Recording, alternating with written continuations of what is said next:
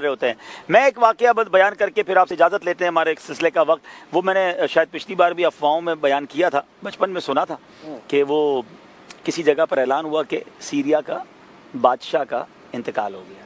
خبر آئی، محلے میں آئی تو لوگوں نے کہا مسلمان ملک ہے تو سب طرف فاتحہ وغیرہ شروع، لوگوں نے کہا چلو بھائی مل کے فاتحہ کرتے ہیں، ہمارے مسلمان ملک کا جو بادشاہ ہے اس کا انتقال ہو گیا۔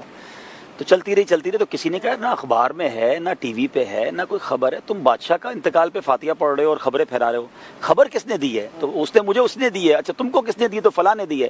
آگے چلتے گئے تو وہ اس جس بندے نے خبر دی تھی اس سے پوچھا کہ بھائی تمہیں خبر کہاں سے آئی؟ تو بولا میرا سیریا کا بادشاہ مر گیا ہے، وہ چڑیا کا بچہ مرا تھا، اس بیچارے کا پروناؤنسیشن ٹھیک نہیں تھا، تو وہ سیریا کا بادشاہ جو ہے وہ سیریا کا بادشاہ بنا، اور اس کے بعد پتہ چلا فاتحہ بھی شروع ہو گئی اور خبریں بھی شروع ہو گئیں۔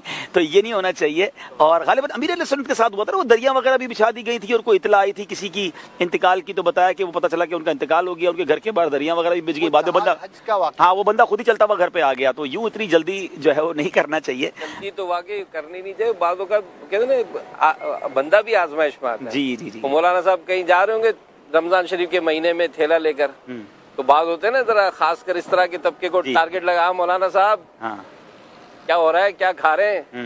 کیا نہیں بس گھر کے لیے کچھ سامان، نہیں چھپ چھپ کے بڑا چل رہا ہے حساب کتاب، کیا تھیلے میں کیا لے جا رہے ہیں؟ اصل میں اس میں ایک چیز ہے جو کھانے سے روزہ نہیں ٹوٹتا ہے۔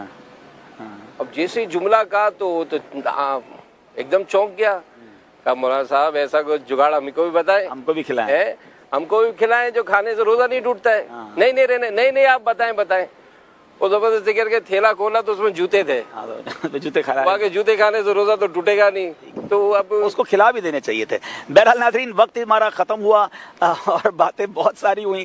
انفارمیشن کو پھیلانے سے پہلے کنفرمیشن کریں، اور ہر انفارمیشن جو کنفرم ہو جائے وہ بھی ہم پر پھیلانا ضروری نہیں ہے، کیونکہ اس میں بھی گناہوں کے بہت سارے اسباب ہو سکتے ہیں، غیبتیں، بہتان، اور اللہ نہ کرے کسی کی عیب پھیلانے والا ذریعہ میں نہیں بننا چاہیے۔ اللہ پاک ہم سب کو اوتھینٹک صحیح تصدیق شدہ معلومات کر کے وہ بھی نیکیوں والی معلومات دوسروں تک پہنچانی چاہیے، امت کے فائدے والی باتیں پہنچانی چاہیے۔ اور اگر مثال کے طور پہ آپ کو پتہ چلا ہے فلاں علاقے میں حالات خراب ہیں یا کچھ مسئلہ ہو گیا ہے، یہ خبر بھی خواہ مخواہ پھیلا کے سنسنی نہیں پھیلانی چاہیے۔ خواہ مخواہ لوگ ٹینشن میں آ جاتے ہیں، لوگ ڈپریشن کے مریض ہو جاتے ہیں، جس دن نہیں پتہ چلتا اس دن لوگ سمجھتے ہیں بڑا امن و سکون ہے۔ تو بہت ساری چیزیں نہ ہی پتہ چلنا شاید ہماری طبیعت کے لیے بھی اچھا ہے۔ اللہ ہم سب کو عقل سلیم عطا فرمائے۔ ہمیں اجازت دیجیے گا، یاد رہے 9:30 بجے انشاءاللہ ایک بڑا شاندار سلسلہ، کئی عاشقان رسول کہتے ہیں ہمیں سارا سال اس سلسلے کا انتظار رہتا ہے، اور اس سلسلے کا نام ہے ذاتی تجربات۔ انشاءاللہ قبلہ مفتی قاسم صاحب بھی ہوں گے، نگران شورا بھی ہوں گے، اور اپنی زندگی کے شاندار تجربات ہمارے ساتھ شیئر کریں گے۔ آپ کی کالز بھی ہم سلسلے میں شامل کریں گے۔ ہمیں دعاؤں میں یاد رکھیے گا۔ صلو علی الحبیب صلی اللہ تعالی علی محمد صلی اللہ علیہ وسلم۔